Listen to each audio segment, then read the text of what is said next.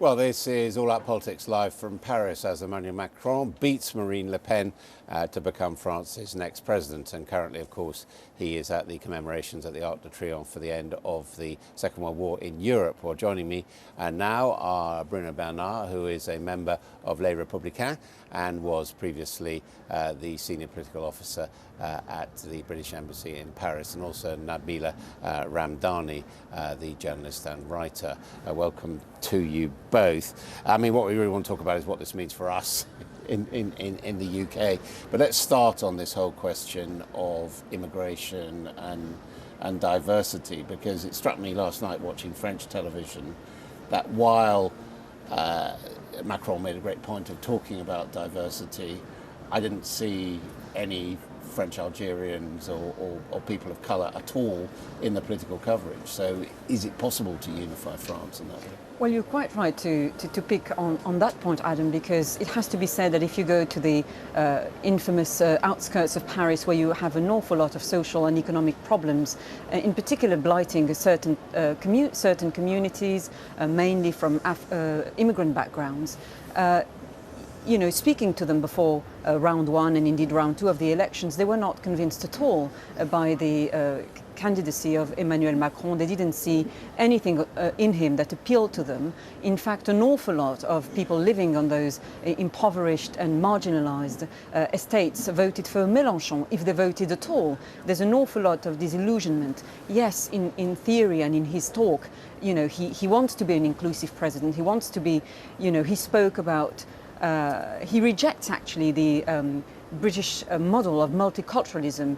He is not in favour of what he called the juxtaposition of communities. He wants France to be a far more egalitarian, more inclusive society. How is he going to achieve that in practice? It's very difficult. I was actually able to attend his last meeting on Friday, on his last day of electioneering, and he said that part of his policies will be to tackle inequalities, and especially when it comes to mass unemployment, and that, of course, affects young people of foreign backgrounds first and foremost. Bruno, do you think he is going to be able to unite all of France? I do have my doubts, to be honest, because we have a very fractured country right now, especially politically speaking. You have those who voted for Mélenchon, who are about a quarter of the electorate, then those who voted for François Fillon, then those for Marine Le Pen, and at last for Emmanuel Macron. You have to bear in mind that nearly half of the French electorate voted for anti-EU candidates. Which is something that's not being talked about right now. And also you have to bear in mind and remember that France has been hugely divided between Marine Le Pen's electorate and Macron's electorate, following a clear west-east divide. Also cities voting in favor of Macron, rural areas voting in favor of Le Pen. So he has a lot on his plate. What about the question of immigration? Because one does get the sense that Britain and France are going in very different directions on that. He is a globalist, he believes in open borders. We're hearing both our Conservative Party and UKIP talking about further curbs. Yes, well, I think Macron is continuing and will be continuing France's policy towards immigration at the moment, but it will also depend a lot on who he chooses as his prime minister, and depends a lot on the results of the parliamentary election that will be held in June, and that could curb his current policies on immigration or something else. President Hollande has been not really a major figure in international politics. He's been concentrating on what's been going on here. Nabila, do you think that Monsieur Macron, given that he's clearly a forceful character and he's come a long way very fast, will want to be seen more on the international stage, shaping the direction of the world?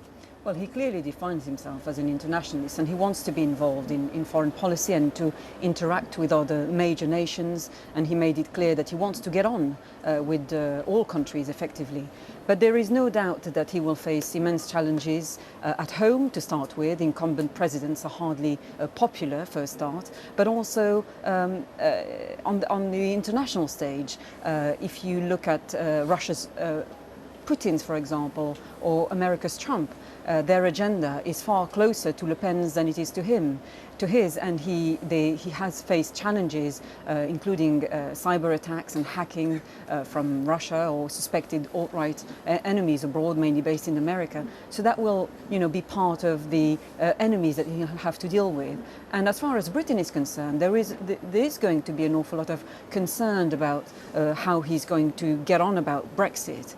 In fact, when I last spoke to him, he was very passionate about how he grew up in the Somme region in Amiens, where major battlefields are, where of course an awful lot of British soldiers died, and he said that visiting all those graveyards reminded him very forcefully that one of the raison d'etre of the EU project was to avoid war, and that made him a very passionate pro-EU character, and it shaped his personality and his vision of the European Union. In fact, he refers to Brexit as a crime, and he is, although his wife actually told me that they're very keen Anglophiles and they visit Britain every year on holiday, they will not allow Britain to retain the privileges while exiting at the same time. Speaking of that, there are those who say, well, actually, what's going to happen? The Franco-German axis is back in business, and basically Macron will do what Angela Merkel tells him.